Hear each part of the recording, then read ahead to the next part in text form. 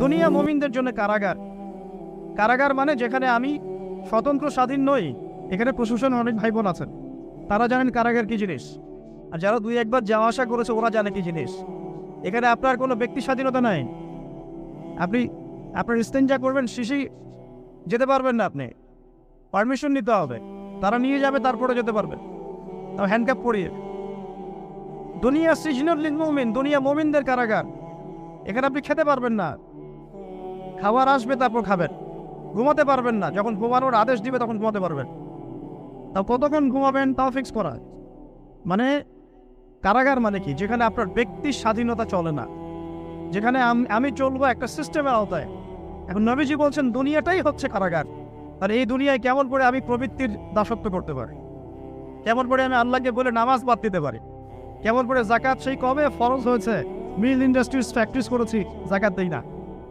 রমজান মাস যায় আসে যায় আসে যায় আসে, রোজাও রাখি না, তারাবি পড়তে পারি না। কোরআন আমার সামনে মানুষ তেলাওয়াত করে, কোরআন আমার ঘরে পড়ে আছে, শেলফের উপরে ধুলাও আছে, শেলফের উপরে কোরআন ধুলাওয়ালা, ধুলো মাখা। কোরআন পড়ার তৌফিক হয় না, নবীর হাদিসগুলো চর্চা করার তৌফিক হচ্ছে না, ইসলামিক বইপত্র পড়তে পারি না। এই কারাগারের জীবনে বসেই আমি একটা মেয়ের পিছনে দৌড়াচ্ছি, মাদক খাচ্ছি, জেনা করছি, কোনো সময় ধর্ষণ করছি, কোনো সময় সুদ খাচ্ছি, ঘুষ খাচ্ছি, দুর্নীতি করছি, এই কারাগারের জীবনে বসেই, যেখানে আমার কোনো ব্যক্তি স্বাধীনতা নাই। তাহলে কারাগারের জীবনের মেয়াদ যখন শেষ হবে, যখন তাকে এখান থেকে বের করে নিয়ে আসা হবে, অর্থাৎ মৃত্যু, তখন তার সাথে কিরকম রিমান্ডে আচরণ করা হবে এটা ভালো করে বুঝে নেন। নবীজি বলছেন আদ-দুনিয়া সিজনুল লিল মুমিন ওয়াল জান্নাতু লিল কাফির। কাফেরদের জন্য, মুশরিকদের জন্য এই দুনিয়াটা হচ্ছে জান্নাত। জান্নাত মানে কি? যা ইচ্ছা তাই করতে পারবেন। জান্নাত মানে কি? আপনি চাচ্ছেন আল্লাহ আমি এখন একটা খামর চাই, শরাব আপনার সামনে হাজির, চিন্তা করার সাথে সাথে। জান্নাত মানে কি? আল্লাহ আমি আপনাকে দেখতে চাই, আল্লাহকে আপনি দেখতে পারবেন।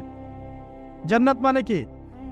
আপনি মধুর নহর, দুধের নহর, পানির নহর, শরাবের নহর, হুরে নিঈন চতুর্দিকে ঘোরাফেরা করছে।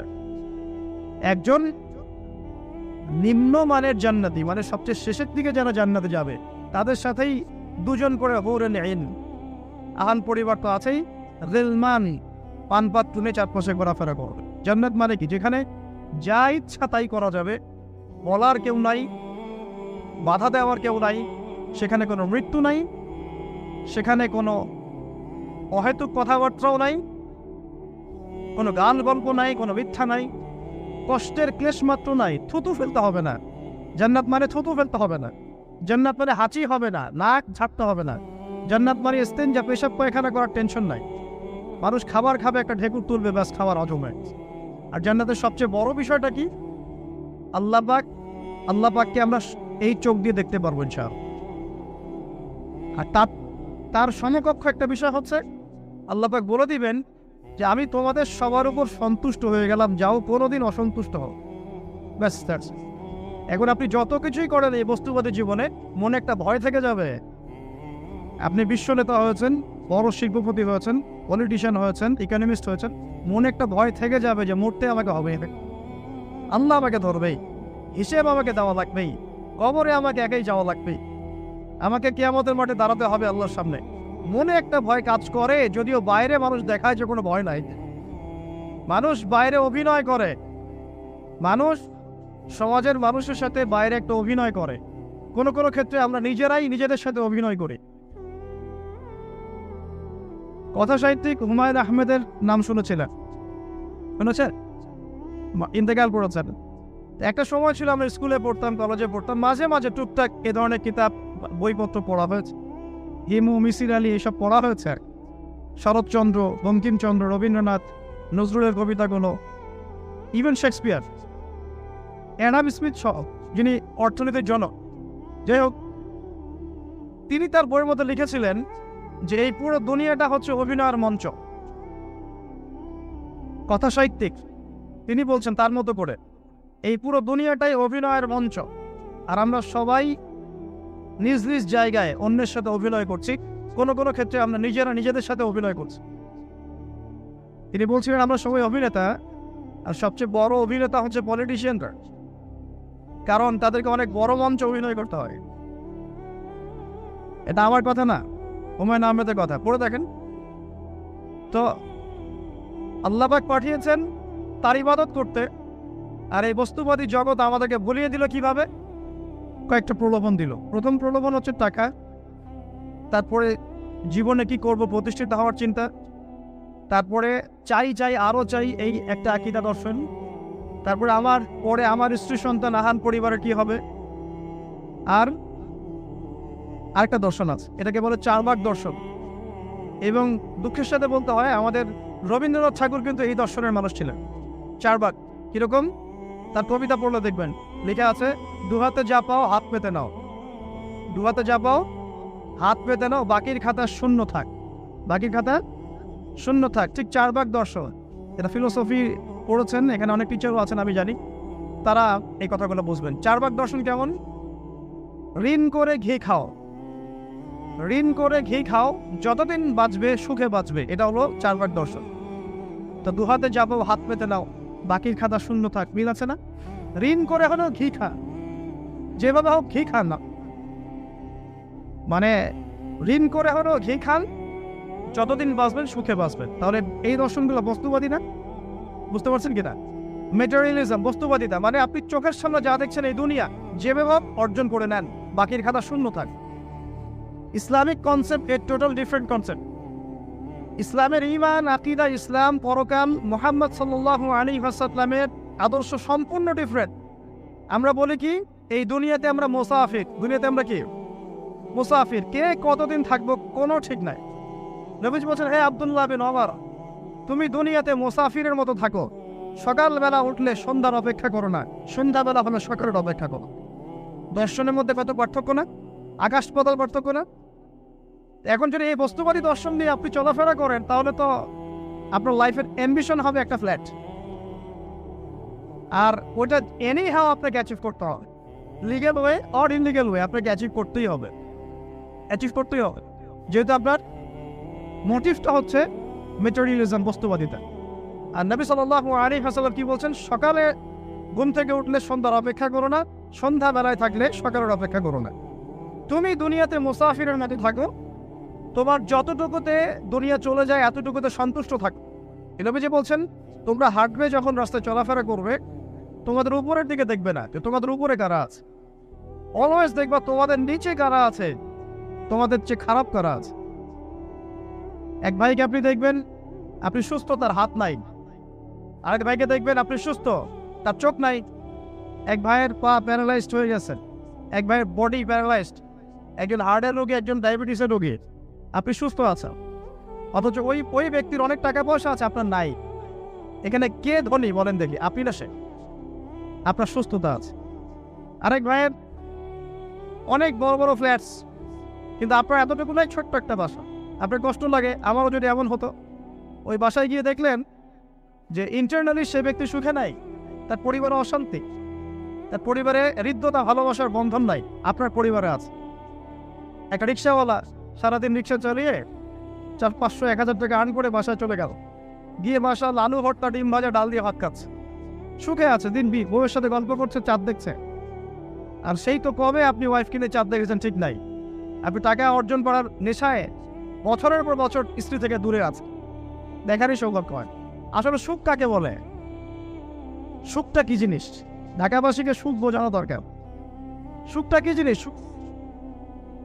যখন আপনি বা আমি নিজেকেও বলছি, যখন আমরা আল্লাহকে পাবো, আল্লাহ পাকের ইবাদতের মধ্য দিয়ে, রাসূলের সুন্নতের মধ্য দিয়ে অল্পে তুষ্ট থাকতে পারবো, যা আছে এতে শুকরিয়া আদায় করবো, আপনার তো সুখী মানুষ দুনিয়াতে কেউ নাই দুনিয়া। কিন্তু বস্তুবাদিতা আপনাকে এই আকীদা আদর্শ থেকে সম্পূর্ণ ডিমোটিভেট করে দিবে। আপনাকে খালি চাই আরো চাই, ওই যে দু হাতে যাবো হাত পেতে নাও, বাকির খাতা শূন্য থাক। আর আমাদের দর্শন, দু হাতে যাবো হাত পেতে নাও না, বরং দুনিয়াতে যতটুকু পাও এতটুকুতে সন্তুষ্ট থাকো, বাকির খাতা শূন্য থাক না, বাকির খাতা পূর্ণ হোক। মানে পরকালটা বাকির খাতা না, পরকালের বাকির খাতাটা পূর্ণ হোক। প্রয়োজনে দুনিয়ার সব চলে যায় যাক, প্রয়োজনে দুনিয়ার সব যদি চলেও যায় যাক, তারপরে বাকির খাতা কি হোক? পূর্ণ হোক। এটাই আল্লাহ রাব্বুল আলামিন সূরা আ'লার মধ্যে বলছেন, বাল তু'থিরুনাল হায়াতাদ দুনিয়া, তোমরা এই দুনিয়ার জীবনটাকেই প্রাধান্য দিয়ে থাকো। ওয়াল আখিরাতু খায়রুন ওয়া আবকা, কিন্তু আখিরাত হচ্ছে সবচেয়ে উত্তম এবং চিরস্থায়ী। তো প্রিয় ভাই এবং বোনেরা যারা আলোচনা শুনছেন, আজকে আমাদের প্রথম সবক হওয়া উচিত দুনিয়ার নেশায় আমরা না পড়ি। আল্লাহ পাক আমাদেরকে তৌফিক দান। এর মানে এই না আমরা দুনিয়ার প্রোগ্রেসে যাব না, অবশ্যই যাব, আমরা অবশ্যই যাব। পুরো ন্যাশন জাতিগতভাবেই আমাদেরকে এই ওয়ার্ল্ডের সমকক্ষ তো হতে হবে কি না? আমরা কি ওয়ার্ল্ডের সমকক্ষ হতে পেরেছে? আপনাদের কি মনে হয় যে মিলস, ইন্ডাস্ট্রিজ, ফ্যাক্টরিজ, সেতু, ফ্লাইওভার এইগুলো করলেই মনে হয় যে ওয়ার্ল্ডের সমকক্ষ হওয়া যায়? প্রত্যেক জনগণ ভিতর থেকে সুখী কিনা, তাদের অন্ন, বস্ত্র, চিকিৎসা, শিক্ষা, বাসস্থান, এই যে মৌলিক চাহিদা, বেকারত্ব ঘোচানো, তিন বেলা খেয়ে পরে বাঁচা, জীবনের অধিকার, সিকিউরিটি, এই জিনিসগুলো আমাদের নিশ্চিত হচ্ছে কিনা, এটা হচ্ছে আপনার উন্নতির মানদণ্ড। উন্নতির মানদণ্ড কি? আমরা এখন যেখানে আছি না, 1776 সালে অ্যাডাম স্মিথ তার চেয়ে আগের জায়গায় ছিল। 1776 সালে অ্যাডাম স্মিথ একটা বই লিখেছেন, তার নাম হচ্ছে যে দ্য ওয়েলথ অফ নেশন, এই কিভাবে একটা রাষ্ট্রের ওয়েলথ ফাংশন করে। ওই 1776 সালে তিনি যে চিন্তাগুলো করেছেন, এখন পর্যন্ত আমরা সেই চিন্তা বাস্তবায়ন করতে পারি নাই। 1776 সালের চিন্তা, কিন্তু ওই চিন্তা বাস্তবায়ন করেছে পশ্চিমারা। পশ্চিমা সভ্যতা যেটা আপনি দেখছেন দাঁড়িয়ে আছে, এই একটা বইয়ের উপর দাঁড়িয়ে আছে। যেমন একটা এক্সাম্পল দিই, আলোচনা কঠিন হয়ে যাবে, অন্যদিকে যাব। আমরা মনে করি যে অর্থনীতি আমরা নিয়ন্ত্রণ করব, ঠিক আছে, অর্থনৈতিক পুরো বিষয়গুলো আমরা নিয়ন্ত্রণ করে আমরা সমৃদ্ধি নিয়ে আসবো। আসলে বিষয়টা কি জানেন? অর্থনীতির নিজের একটা ফ্লো আছে, ও নিজেই নিজেকে নিয়ন্ত্রণ করে, এবং তার উপর একটা ইনভিজিবল হ্যান্ড থাকে, অদৃশ্য হাত, যেটা আমরা বলি আল্লাহ রাব্বুল আলামিন। আল্লাহ রাব্বুল আলামিন এই পুরো অর্থনীতিকে নিয়ন্ত্রণ করে। আমরা যখন সেটাকে ইন্টারফেয়ার করতে যাব, তখন ইকোনমি কলাপস করে যাব। এই যে করছে কলাপস।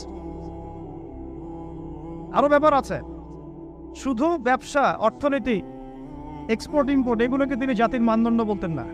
তিনি বলতেন যতক্ষণ পর্যন্ত জাতির প্রত্যেক ব্যক্তির মধ্যে এথিক্স না আসবে, নীতি যতক্ষণ পর্যন্ত না আসবে, আপনি করাপশন থামাতে পারবেন না। তাই হয়েছে না? শুধু ব্যবসা না, আদর্শ কতটুকু আছে? এই যে আপনি দেখছেন বিভিন্ন জায়গায় ভেজাল খাওয়াচ্ছে, ওদের কি টাকার অভাব আছে? ওদের টাকার কিন্তু অভাব নাই। নেম ফ্রেমে কোনো ঘাটতি আছে? এস্টাবলিশড বিজনেস, তাহলে কেন আপনাকে ভেজাল খাওয়াবে? কারণ তার মধ্যে এথিক্স নাই, নীতি নাই। এই জন্য জাতির প্রত্যেক সদস্যকে, মানে প্রত্যেক জনগণের প্রত্যেককেই আগে নীতিগত শিক্ষা দেওয়া উচিত। আর এই কাজটাই করে ইসলাম। বলে সুবহানাল্লাহ। এই এথিক্স এবং নীতি শেখায় কে? ইসলাম। ইসলামের যে সার্বজনীনভাবে এবং যুগোপযোগীভাবে কেউই এথিক্স শেখাতে পারবে না। কাগজে কলমে অনেক কথা বলতে পারে, প্র্যাকটিক্যালি শেখাবে কে? ইসলাম। এখন বলতে পারেন তাহলে মুসলিমদের মধ্যে দুর্নীতি কেন, মুসলিমদের মধ্যে কেন এই সমস্যাগুলো হয়? উত্তর একটাই, ওই যে স্যার বলে গেলেন, আমি বিভিন্ন ওয়াজে যে এক জায়গায় এক কথা বলে।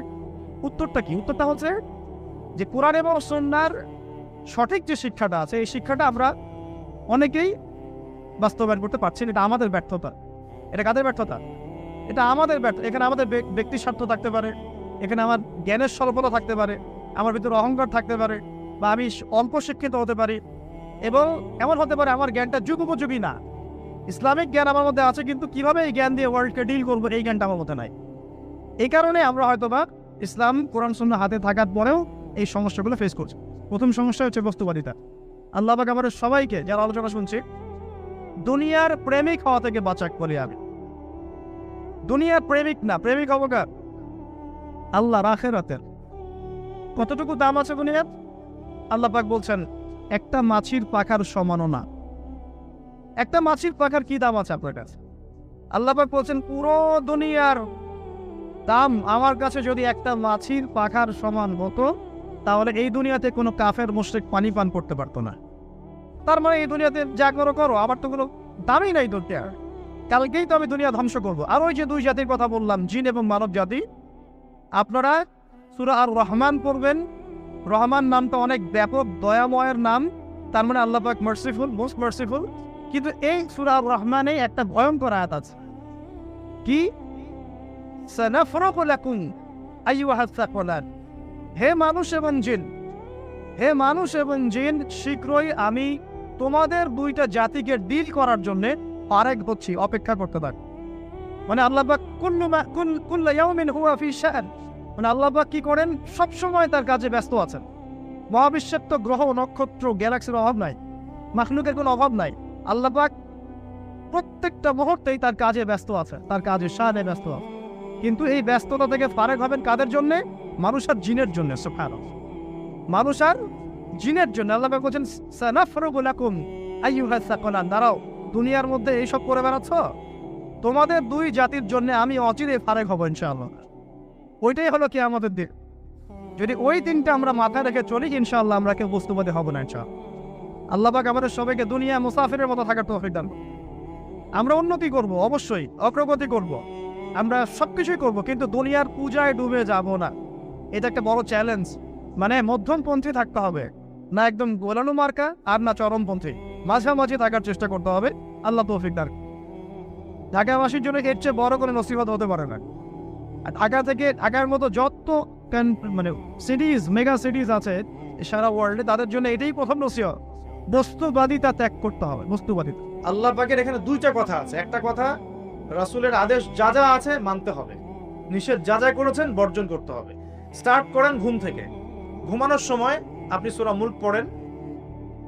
সূরা মুলক তেলাওয়াত করতে হলে কোরআন তেলাওয়াত করার আগে শিখতে হবে, তাই তো? রাত্রেবেলা কি তেলাওয়াত করবে তাহলে? কোন সূরা? সূরা মুলক। আচ্ছা, ফজিলত কি?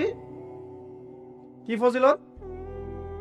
ইনশাআল্লাহ আপনাকে আল্লাহ রাব্বুল আলামিন এই সূরা তেলাওয়াতের বরকতে, এর ওসিলা ইনশাআল্লাহ কবরের আযাব থেকে বাঁচাবেন ইনশাআল্লাহ তাআলা।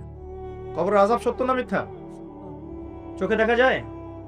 কোন পরীক্ষাগারে প্রমাণ করা যায়? তাহলে পশ্চিমারা যে বলে যে পরীক্ষা নিরীক্ষা পর্যবেক্ষণ ছাড়া কোনো জ্ঞান নেওয়া যাবে না, তাহলে কি হবে?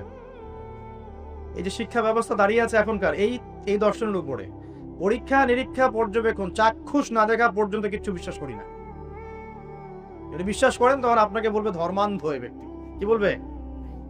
কথা বোঝেন না আমার?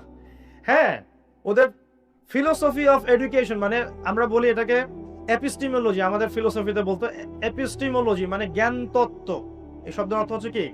জ্ঞান তত্ত্ব। ওদের জ্ঞান তত্ত্ব হচ্ছে যে যেটা ভিজুয়াল না, আমরা যা দেখি না, এবং যেটা স্পর্শ করা যায় না, ইন্দ্রিয় দিয়ে উপলব্ধি করা যায় না, মানে স্পর্শ করে বোঝা যায় না, গন্ধ নিয়ে বোঝা যায় না, তারপরে কঠিন তরল না বায়বীয় পরীক্ষা করা যায় না, পরীক্ষা নিরীক্ষা পর্যবেক্ষণের মাধ্যমে সিদ্ধান্তে আসা যায় না, এটাকে জ্ঞান বলে না ওদের মতো। যদি এটাকে এই সিঁড়িগুলো উত্তরানো যায় তখন সেটা জ্ঞান, ওদের দর্শন এটা। তাহলে এখন কবরের আযাবটাকে আপনি কি করবেন? এখন কবরের আযাব নাই, তাহলে এখন তো আপনাকে আল্লাহ পাকের কথায় বিশ্বাস করতে হচ্ছে না, গায়েবে বিশ্বাস করতে হচ্ছে। তাহলে এখন আপনি যখন গায়েবে বিশ্বাস করতে যাবেন, ওরাই আপনাকে তোকমা দিয়ে দিবে তো ধর্মান্ধ, এবং ওয়ার্ল্ড আপনাকে আক্রমণ করবে তখন। যেমন মুসলিমদেরকে এখন আক্রমণ করছে না এগুলো দিয়ে, এগুলো এমনি এমনি আসে নাই, এটা পরিকল্পিত। আপনার ভিত্তিটাকে নড়িয়ে দিবে। তাই তো, আসলেই তো আল্লাহকে তো দেখি না, ফেরেশতা তো দেখি না, জিন জাতিকে তো দেখি নাই, আত্মা তো দেখি না, কবরের আযাব তো দেখি না, কেন বিশ্বাস করবো তাহলে? এই জন্য দেখবেন একটা প্রজন্ম তৈরি হয়েছে এখন, ওরা বলে যে আমি তো আল্লাহ কোরআন এগুলো তো খুব একটা বিশ্বাস করি না, কারণ আমি তো দেখি না। নাউযুবিল্লাহ। আছে না এমন লোকজন আশপাশে আপনার? এদের সংখ্যা বাড়ছে না কমছে? দিন দিন বাড়ছে। হয়তো আপনার কাছে মনে হচ্ছে যে এদের সংখ্যা হয়তো বেশি না, কিন্তু দিন দিন বাড়ছে। একটা তথ্য দিয়ে যে আপনাদেরকে এখানে শোনেন, বিগত 100 বছরে, কত বছরে? বিগত 100 বছরে বিশ্বের 3টা দর্শন খুব চলেছে। কয়টা দর্শন? 3টা। একটা হচ্ছে এলিমিনেশন, ওরা বলে কি? এলিমিনেশন মানে কনসেপ্ট অফ গড, মানে আল্লাহর বিশ্বাসটাকে সরিয়ে দেয়া, এটাকে এলিমিনেট করা। দেখবেন পশ্চিমারা সহ এই উন্নত সভ্যতা, সো কল্ড উন্নত সভ্যতা, কিন্তু আল্লাহ বিশ্বাস করে না। তারা নাস্তিকতার আদর্শ ছড়িয়ে দিচ্ছে, কিন্তু তারা বিজ্ঞানে বিশ্বাস করে, আল্লাহ বিশ্বাস করে না। কিন্তু হ্যাঁ, বিজ্ঞান যদি বলে কবরের আযাব বলে কিছু আছে, ওরা বিশ্বাস করবে, অবশ্যই বিশ্বাস করবে। কিন্তু আল্লাহ যদি বলেন কবরের শাস্তি আছে, তারা বিশ্বাস করবে না। আমার কথা বোঝাতে পারছি? আচ্ছা, এটা একটা। 2 নম্বর হচ্ছে ম্যাটেরিয়ালিজম, মানে বস্তুবাদিতা, মানে মানুষকে দুনিয়া, খাও দাও ফুর্তি করো, ব্যাংক ব্যালেন্স, টাকা পয়সা, জমি জমা, স্ট্যাটাস, এইটুকুর মধ্যে সীমাবদ্ধ করেছে। চিন্তাগুলোকে এর মধ্যে সীমাবদ্ধ করেছে। পরকালের জীবন, ওইখানে জবাবদিহিতা, আল্লাহর সামনে দাঁড়ানো, এগুলো বাতিল, এগুলো পড়ে। মানুষকে দুনিয়া দুনিয়া দুনিয়ার দিকে ফোকাস করেছে। দেখেন না এখন ফ্লাইওভারে দাঁড়াবেন, দেখবেন মানুষ ছুটছে, সারাদিন ছুটছে কিসের পিছনে? পরকাল, দুনিয়ার পিছনে। অল্প কিছু মানুষ আছে যারা একটু ধর্মান্ধ টাইপের নাকি, তারা ছোটে ধর্মের দিকে। আরেকটা আছে 3 নাম্বার, এটা হলো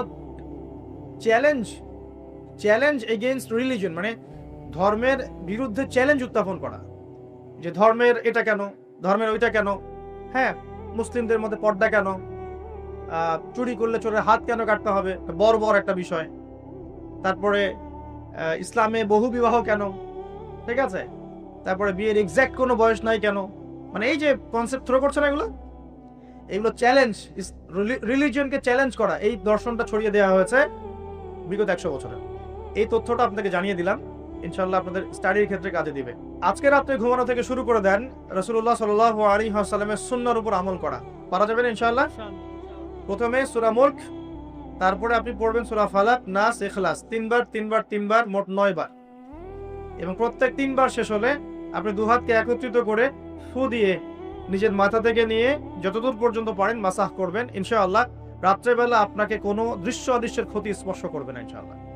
ঘুমের মধ্যে অনেক সমস্যা হয় না অনেকের, ওই যে বলে বোবা ধরে, দুঃস্বপ্ন দেখেন, হ্যাঁ ভয় পান, আছে না এগুলো সমস্যা? এই সব সমস্যার সমাধান কি মেডিকেল সায়েন্স করতে পারে? যাবেন একটা অ্যান্টি ডিপ্রেশন ওষুধ দিয়ে দিবে, অথবা একটা ঘুমের ওষুধ দিয়ে দিবে, ঘুমান। কিন্তু সব সমস্যার সমাধান কে করতে পারে? আল্লাহ পাক পারেন ইনশাআল্লাহ। এগুলো নিঃসন্দেহে কোনো না কোনো ভিত্তি এবং পিছনের একটা ব্যাখ্যা আছে, যেটা হয়তো আমাদের নাও জানা থাকতে পারে, হতে পারে না? সব জ্ঞান কি আমাদের আছে? আচ্ছা, সব জ্ঞান যে আমাদের নাই, একটা এক্সাম্পল দিই, জাস্ট একটা এক্সাম্পল দিই। আমাদের শরীরে কি আত্মা আছে? আছে না নাই? আত্মাকে কি কেউ দেখেছে কিনা? এটাকে কেউ টাচ করেছে কিনা? তা আত্মা কঠিন, তরল না বায়বীয় কোনো জ্ঞান কারো আছে কিনা?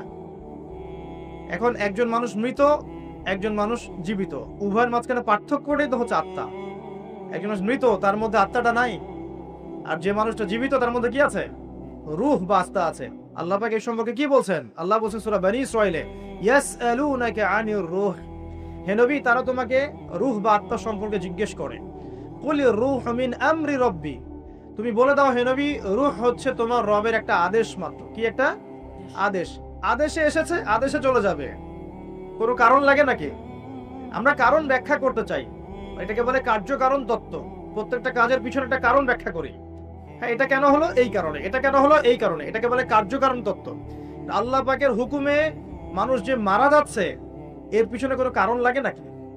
এই যে একটা মানুষ হাঁটছে ডেড, কারণ আমরা বলে দিলাম হৃদযন্ত্রের ক্রিয়া বন্ধ হয়ে মারা গেছে, এই তো, এই কথা তো। ক্রিয়াটা বন্ধ হলো কিভাবে? ভালোই তো ছিল, হঠাৎ করে কি হলো? কার হুকুমে হলো? এটা কোনো হুকুমদাতা নাই, এই কনসেপ্টটাই তো বিশ্বাস করছে না। রূহ বলে কিছু একটা আছে না, এই রূহের কি ব্যাখ্যা আমি করতে পারবো? এই জ্ঞান কি আমার আছে? আল্লাহ বলছেন ওয়া মা উতিতু মিনাল ইলমি ইল্লা কালিলা, এই বিষয়ে তোমাদেরকে খুবই কম জ্ঞান দেওয়া হয়েছে, জ্ঞানই দেওয়া হয়নি। এই বিষয় জ্ঞান কে দেয়? নাকি সব জ্ঞান আমরা অ্যাচিভ করি? জ্ঞানতাত্ত্বিক দর্শন শোনেন, কিছু মানুষ বলেছে সুদীর্ঘকাল ধরে মানুষ বুদ্ধি থেকে জ্ঞান পায়। কি থেকে পায়? বুদ্ধি থেকে। আবার কিছু মানুষ বলেছে মানুষ অভিজ্ঞতা থেকে জ্ঞান পায়। কি থেকে? অভিজ্ঞতা হয়েছে, জ্ঞান পেয়েছে, আগে জানতেন না এখন জানছেন। এখানে বিষয়টা কি? এর চূড়ান্ত বক্তব্যটা কি? চূড়ান্ত বক্তব্য দিয়েছে ইসলাম বলছে ওয়াকুলিল হাক্কু মির রাব্বিকুম, হক বা সত্য রবের পক্ষ থেকে আসে। সূরা বাকারায় আছে ওয়াআল্লামা আদামাল আসমাআ কুল্লাহা, আল্লাহ পাক আদম আলাইহিস সালামকে সমস্ত নাম শিক্ষা দিয়েছেন। সূরা আলাকায় আছে আল্লামাল ইনসান মা লাম ইয়ালাম, মানুষকে সেই জ্ঞান শিক্ষা দিয়েছেন যা মানুষ জানতো না। জ্ঞানকে শিক্ষা দিয়েছেন, জ্ঞানকে শিক্ষা দিয়েছেন। তাহলে জ্ঞান কার পক্ষ থেকে আসে? এখানে একটা কথা মনে রাখবেন, আপনার যদি অনেক বড় ডিগ্রি সার্টিফিকেটও থাকে, যদি হৃদয়টা পরিচ্ছন্ন না হয়, হৃদয়ে নূর না থাকে, আল্লাহর মারিফত বসিরা না থাকে, তাহলে কিন্তু আল্লাহর পক্ষ থেকে জ্ঞান পাওয়া খুব ডিফিকাল্ট। আপনি কাগজের কিছু জ্ঞান পেতে পারেন, তথ্য পেতে পারেন, ইনফরমেশন পেতে পারেন, প্রকৃত জ্ঞান পাওয়া খুব টাফ আছে। আল্লাহ পাক বোঝার তৌফিক দান করুন। সূরা ফালাক, নাস, ইখলাস পড়বেন, সূরা মুলক পড়বেন, ওযু করার কথা বলেছি। এর পাশাপাশি আপনি সূরা কাফিরুন পড়বেন। কোন সূরা? কোনটা বলেন তো? প্রথম লাইন কি? কুল ইয়া আইয়ুহাল কাফিরুন। মাশাআল্লাহ। আচ্ছা, এই সূরাটা ফজিলত আছে। যদি আপনি প্রত্যেক রাতে সূরা কাফিরুন পড়েন ঘুমানোর আগে, ইনশাআল্লাহ তাআলা আল্লাহ পাক আপনাকে আমাকে শিরকের পাপ থেকে বাঁচিয়ে রাখবেন ইনশাআল্লাহ। কিসের পাপ? শিরকের পাপ কি সবচেয়ে বড় পাপ না ছোট পাপ? একটা হাদিস বলে দেই, ইনশাআল্লাহ যথেষ্ট হবে। রাসূলুল্লাহ সাল্লাল্লাহু আলাইহি ওয়াসাল্লামকে আল্লাহ পাক একটা ওয়াদা করেছেন। কি ওয়াদা করেছেন? আল্লাহ পাক বলছেন মেরাজের রাতে, হে নবী মুহাম্মদ সাল্লাল্লাহু আলাইহি ওয়াসাল্লাম, তোমার উম্মতের মধ্যে যে কোনো ব্যক্তি যদি আসমান জমিন সমান পাপ নিয়ে আমার সামনে হাজির হয়, কিন্তু আমার সাথে কাউকে শরীক করেনি, শিরকের পাপ নাই, আমি আল্লাহ তার সামনে আসমান জমিন সমান ক্ষমা নিয়ে হাজির হব। কথা কি বুঝতে পারছেন? অনেক পাপ করেছেন আপনি, পাপের শেষ নাই, কিন্তু আপনি শিরকের পাপ করেন নাই।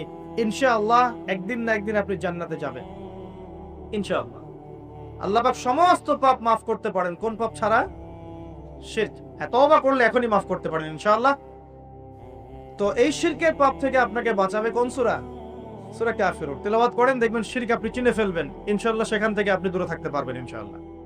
আর শিরক থেকে বাঁচার জন্য একটা কিতাব আমি সাজেস্ট করেছি অনেকবার, কিতাবুত তাওহীদ। কোন কিতাব?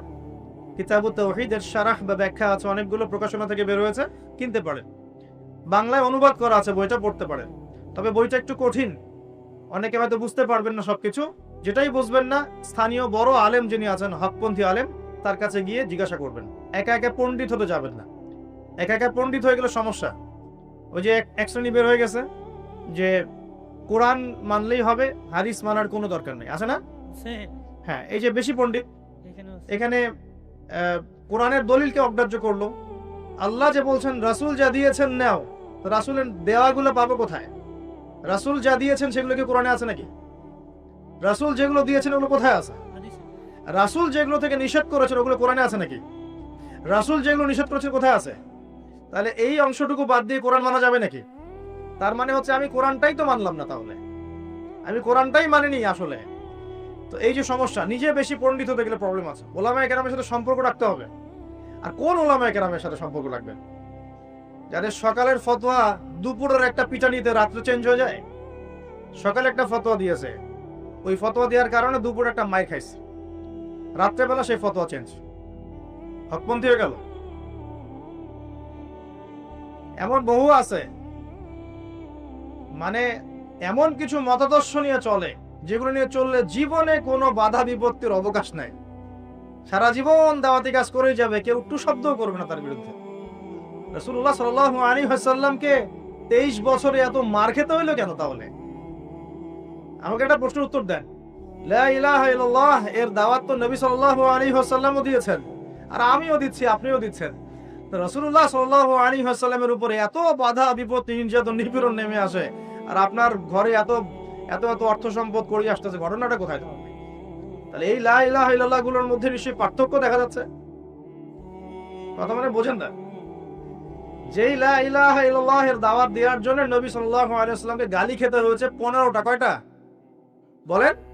15টা গালি খেতে হয়েছে। আর রাহিকুল মাকতুম বই পড়ে দেখেন, যেই লা ইলাহা ইল্লাল্লাহ এর দাওয়াত দেওয়ার কারণে রাসূলকে 16 বার হত্যা করার চেষ্টা করা হয়েছে। কতবার? পড়েন, সিরাতের বই পাবেন। মক্কা বিজয়ের সময়, তাওয়াফ করার সময়ও তাকে হত্যার চেষ্টা করা হয়েছে। যেই লা ইলাহা ইল্লাল্লাহ দাওয়াত দেওয়ার জন্য নবী সাল্লাল্লাহু আলাইহি ওয়াসাল্লামের ঘাড়ে উটের নাড়ি ভুঁড়ি চাপিয়ে দেওয়া হয়েছে, দেশান্তরিত করা হয়েছে। তায়েফের মানুষ ইটপাটকেল নিক্ষেপ করেছে, রক্ত ঝরেছে। সেই একই লা ইলাহা ইল্লাল্লাহ এর দাওয়াত দেওয়ার পরে আমার ঘরে বিলিয়ন বিলিয়ন ডলার আসতেছে। সমস্যা কোথায়? তাহলে সমস্যা কোন জায়গায়? নিঃসন্দেহে উভয় লা ইলাহা ইল্লাল্লাহ এর মধ্যে পার্থক্য আছে। হ্যাঁ, আমি এমন লা ইলাহা ইল্লাল্লাহ দাওয়াত দিচ্ছি যে দাওয়াত দিলে কোনো সমস্যা নাই, আমি সব তরকারিতেই চলবো, পার পেয়ে যাবো ইনশাআল্লাহ। আর যদি হকপন্থী লা ইলাহা ইল্লাল্লাহ দাওয়াত দিতে যান, তাহলে সমস্যা আছে। আল্লাহ রাব্বুল আলামিন আমাদেরকে সৎ কাজের আদেশের সাথে সাথে অসৎ কাজে নিষেধ করার তৌফিক দান করুন।